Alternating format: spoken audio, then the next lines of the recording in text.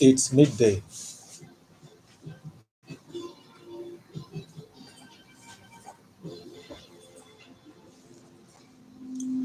Good afternoon. Here is the midday news on OGBC. My name is Emmanuel Adebanjo. First, the major items. Federal government moves to sanction vessels that contravene sulfur regulations. Government is intensifying to 10 years jail. The Minister of Marine and Blue Economy, Mr. Adebanjo Oyetola, says the government will put in place sanctions for vessels that contravene sulfur regulations. He stated this at the arrival ceremony of the largest container vessel tagged CMA CG19 Scandola powered by liquefied natural gas at Lekki Port on Monday in Lagos.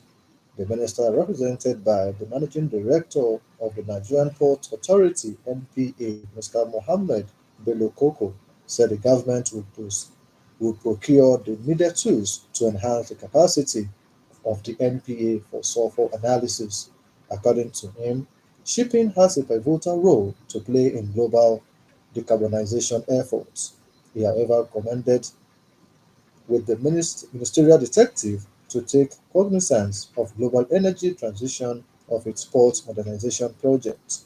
Mr. Utola said aside from the vessel's distinctive feature of eco-friendliness, Scandola ranks amongst the largest container ships to be called in West Africa. Still on the economy, at least 1,500 members of staff of the Central Bank of Nigeria will on Friday resume at its Lagos office following their redeployment from the headquarters. Development on the backdrop of the decision of the new management to relocate some of CBN's productivity and to decongest its head office. CBN said the action was factors, including the need to align the bank's structure and its functions and objectives, as well as redistribute skills to ensure a modern, even geographical scripted warnings from the facility manager and the findings and recommendations of the committee on decongestion of the CBN head office.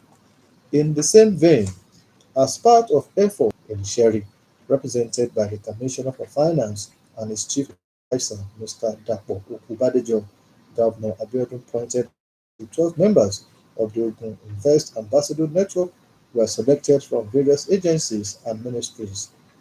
He explained that the network was aimed at ensuring the state becomes the first destination of choice for investors, not only in Nigeria but also in sub-Saharan Africa, as well as create investors-friendly environment that will attract and retain domestic and international investment that will foster economic growth, while saying that the state in increasing the ranking of the state on the ease of doing business in Governor Abiodun, the inaugurated members of the Ogun State of Ogun Invest Ambassador Network to be selfless, relentless, and investment driven, stressing that the appointment is a clarion call.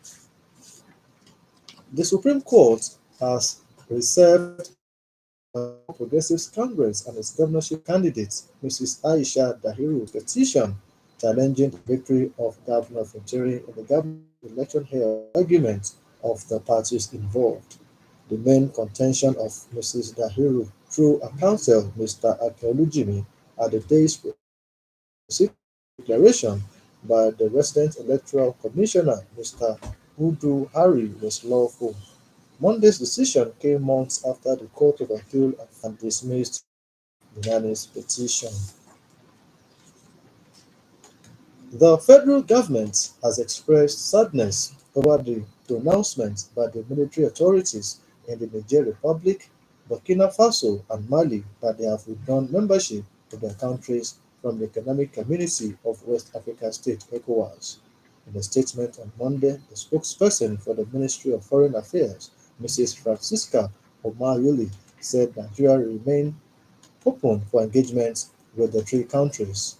The statement notes that for a century, ECOWAS has worked to promote peace, prosperity, protect and strengthen the rights and welfare of all citizens of member states.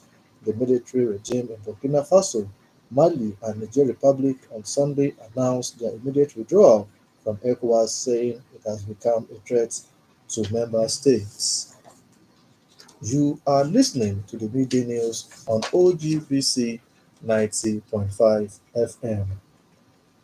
Former Pakistani Prime Minister Imran Khan has been sentenced to 10 years in jail in a case in which he was accused of leaking state secrets.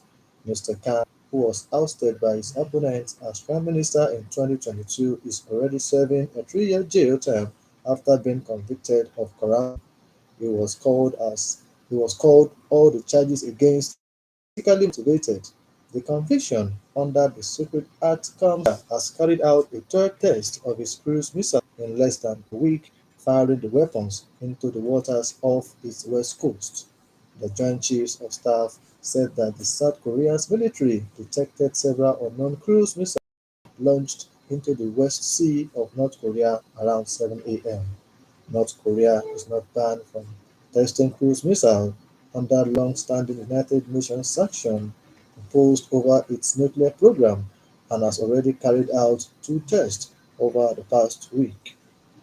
Pyongyang was formed as forged ahead with weapons testing amid rising tensions on the peninsula as Kim modernizes the country's military and develops more sophisticated weaponry.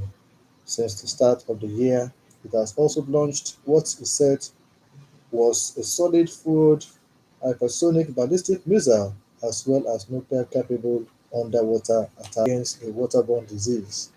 The current outbreak, which began last year, has been linked to more than 400 deaths and over 21,000 suspected infections. About half of the cases involved children. The vaccination campaign is being done house to house in collaboration with the UN agencies and is targeting the older. Health authorities are giving priority to 26 districts considered to be epicenters of the disease. The UN humanitarian says the outbreak has resulted in more than 188,000 infections and over 3,000 deaths, mainly in Zimbabwe, Mozambique, and Zambia. The U.S. government specialist Kennedy Lardon Sanders, 24, and specialist Veronia Alessandra Moffett, 23, were killed when a drone hit their housing units. The drone attack took place in Russia's northeastern Jordan near the Syrian border.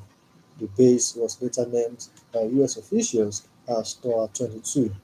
More than 40 military personnel were injured when the unmanned aerial system hit the container housing unit they were in on Sunday.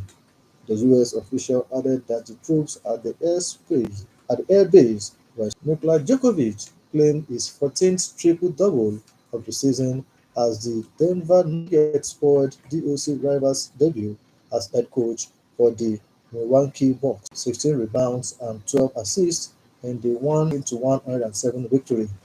His 119th triple-double in regular season matches and the fourth highest in NBA history. Rivers has taken over at the Bucks after the club fired first-year coach Adrian Griffin last Tuesday. The socio-economic development of the country requires concerted efforts. Play your own part. To end the midday news, another look at the major items.